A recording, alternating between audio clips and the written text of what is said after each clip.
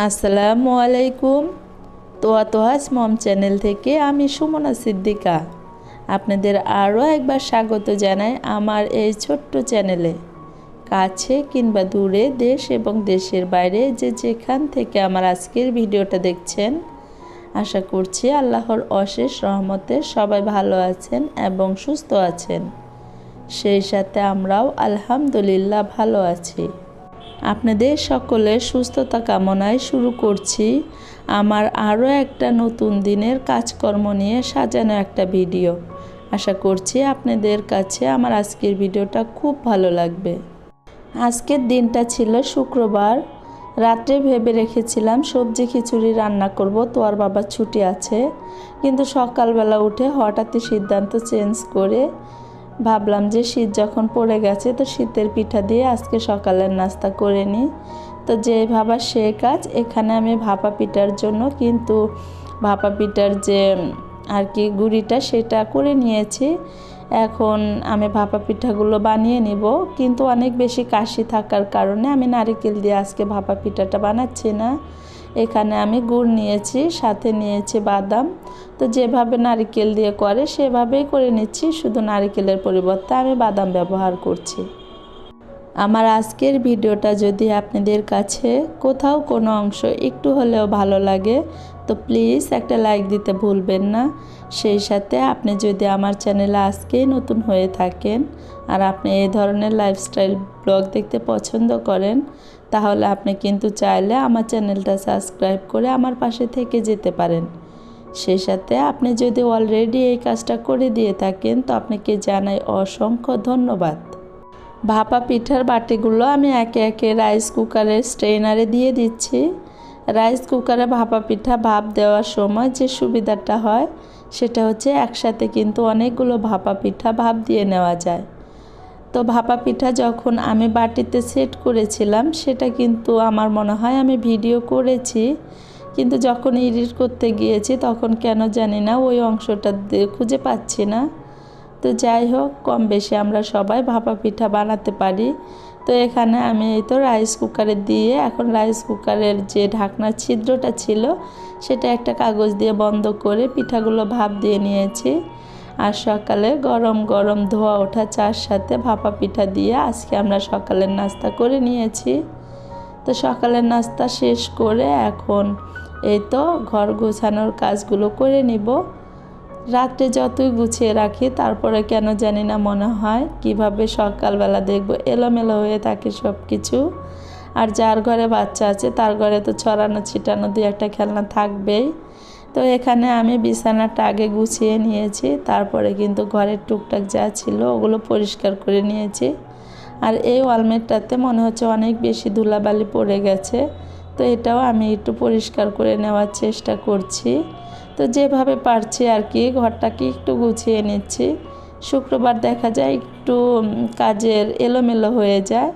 ওই দিনটাতে যেহেতু তোয়ার বাবা বাসায় থাকে, গল্প গুজব করতে করতে কখন যে সময় চলে যায় পরে যেয়ে সময় মিলানো যায় না। তো যাই হোক, সকালের নাস্তা শেষ করে এখন ঘরের কাজগুলো কিন্তু আমি খুব ভালোভাবে গুছিয়ে নিব। এটা না গুছিয়ে অন্য কাজ করতে গেলে মনে হয় সারা বাসাটা এলোমেলো হয়ে আছে। তাই জন্য কিন্তু আমি চেষ্টা করি ঘরটা আগে গুছিয়ে নিতে, এতে করে মনটা একটু শান্তি লাগে। তো এখানে আমি ঘরের গাছগুলো একটু বারান্দায় দিয়েছিলাম দুদিন ধরে রোদ পাওয়ার জন্য, সেই সাথে একটু পানিও ব্যবহার করেছি। তো এখন যার যার জায়গা মতো কিন্তু গাছগুলো সেট করে রেখে দিব।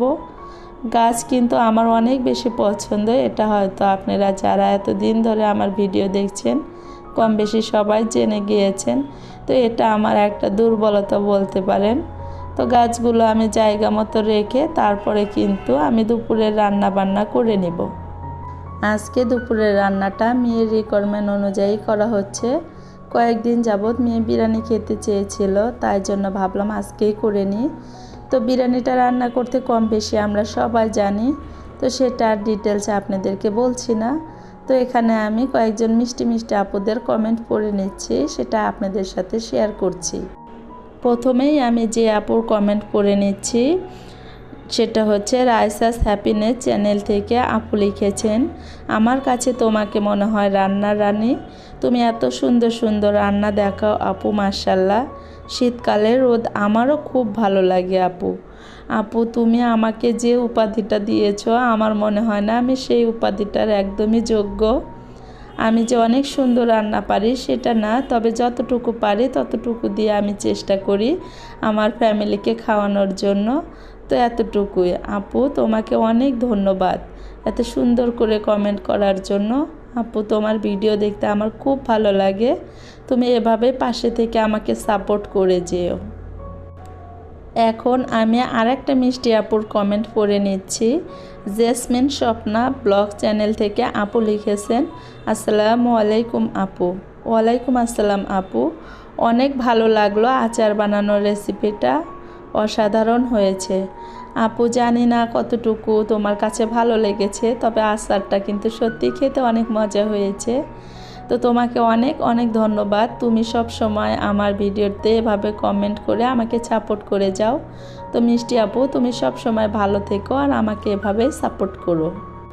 জান্নাত রুম্পা চ্যানেল থেকে রুম্পা আপু লিখেছেন, আপু ভালোবাসা দিয়ে ভিডিওটা দেখা শুরু করলাম।